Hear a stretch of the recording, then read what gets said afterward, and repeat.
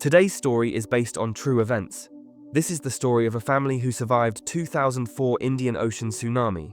The story starts with a family who is traveling to Thailand to celebrate their Christmas holidays. This family consists of Dr. Maria, her husband Henry, and their three beautiful children, Lucas, Thomas, and Simon. Maria goes sit with her elder son as he was scaring his little brother.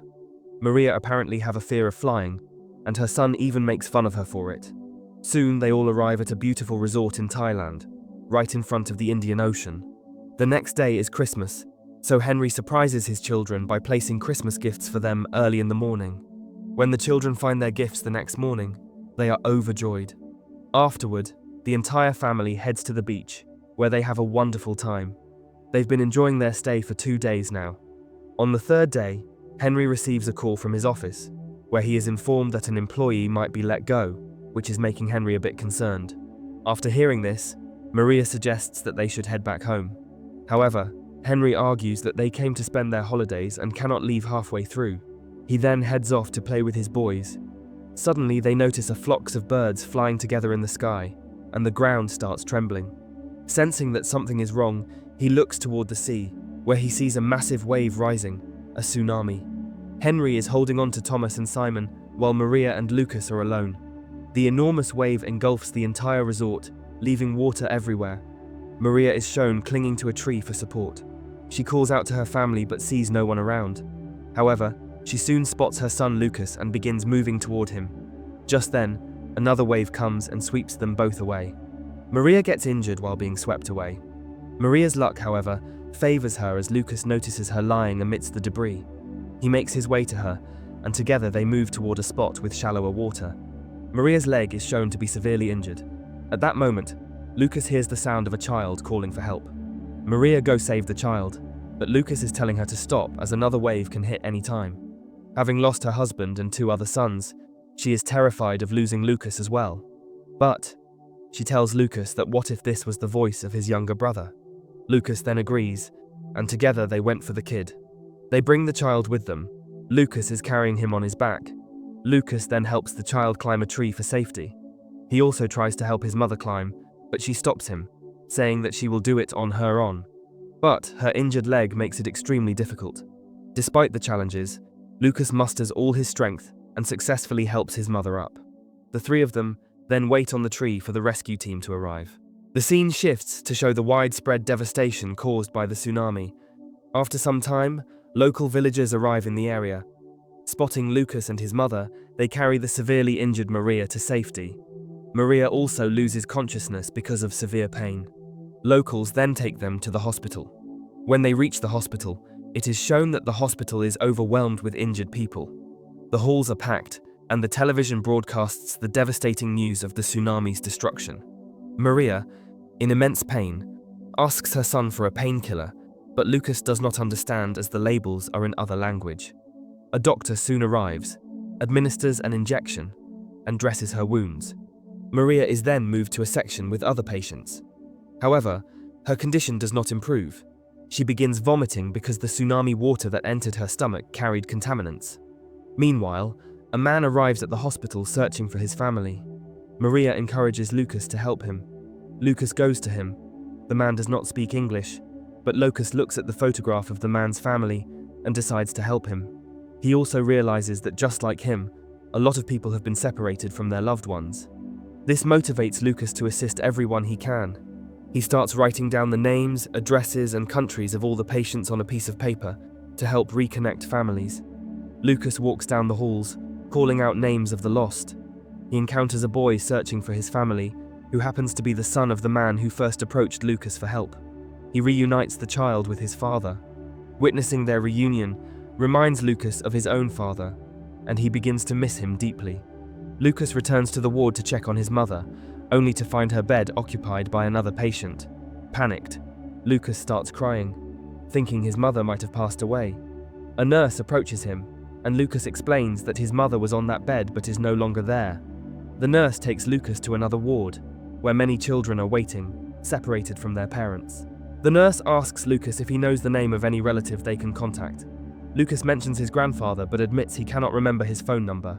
The nurse places a sticker with a number on Lucas's shirt, just as all the other lost children have. Lucas feels heartbroken, fearing his mother may no longer be alive. Meanwhile, at the resort where Lucas's family had been staying, Henry is shown to be alive. He is frantically searching for his family, calling out their names. Rescue helicopters have arrived and are evacuating survivors, but Henry refuses to leave, determined to find his wife and children at any cost. Henry searches their hotel room, calling out for his children. Suddenly, two of his sons, Thomas and Simon, appear before him. They are alive. Overwhelmed with relief, Henry tells them to leave with the rescue team while he continues searching for their mother and brother.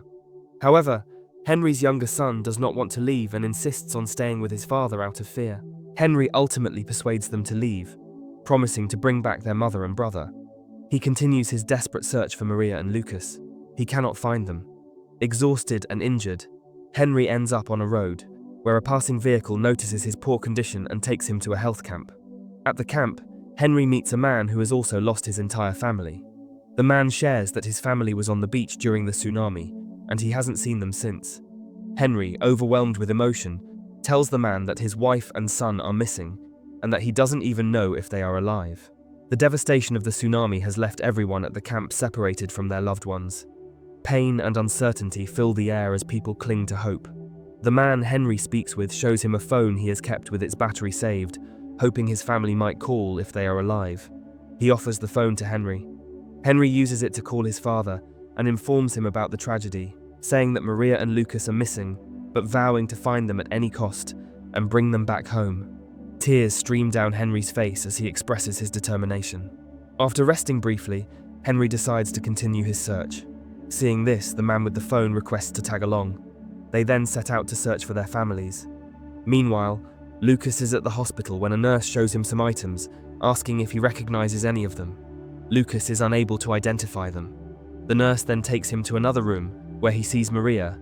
She is alive but in critical condition, with an oxygen mask over her face. Lucas rushes to her side and tearfully says, "You promised me you would never leave me alone." The staff informs Lucas that Maria needs urgent surgery and that she was taken away earlier for treatment. But a mix-up in her records caused confusion, which is why they couldn't update him about her condition.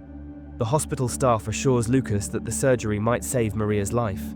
Meanwhile, Henry and his companion continue their search, visiting every hospital in the area. Despite their relentless efforts, they cannot locate their families. Finally, Henry arrives at the same hospital where Maria and Lucas are. Inside, Maria asks Lucas to get some water for her. Lucas steps out to fetch it. Coincidentally, Henry is nearby, but the two do not see each other. Henry moves toward the ward where Maria is, but she is behind a curtain. Unable to see her, Henry mistakenly concludes that his family isn't there and prepares to leave. As they begin to leave the hospital, Lucas, who had gone upstairs to fetch water, spots his father in the crowd from behind and recognizes him.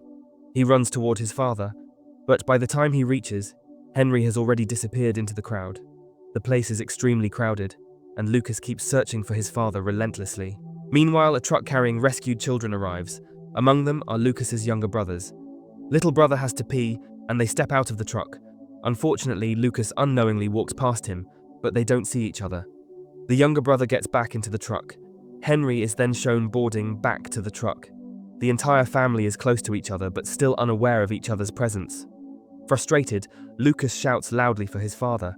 His loud cry reaches his brothers, who hear him from the truck. They immediately get off and run toward Lucas. The three brothers embrace each other emotionally. At that moment, they see their father, Henry, approaching.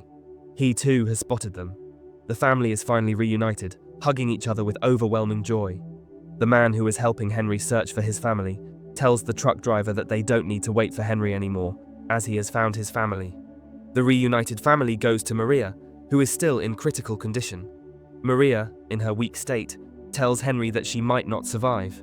Henry reassures her, saying, "You will survive, and we will always be together." Maria is then taken for surgery. While being prepared for the procedure, Maria encounters another woman who has recently undergone surgery. The woman tells Maria that she had saved all her strength just to see her family one last time. This conversation motivates Maria as her surgery begins. During the operation, Maria is haunted by memories of the tsunami and realizes how powerless humans are in the face of nature's fury.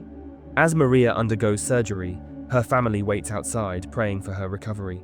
The night passes, and by morning, Henry approaches Lucas and informs him that Maria is now completely fine. He assures him that they will soon return home together.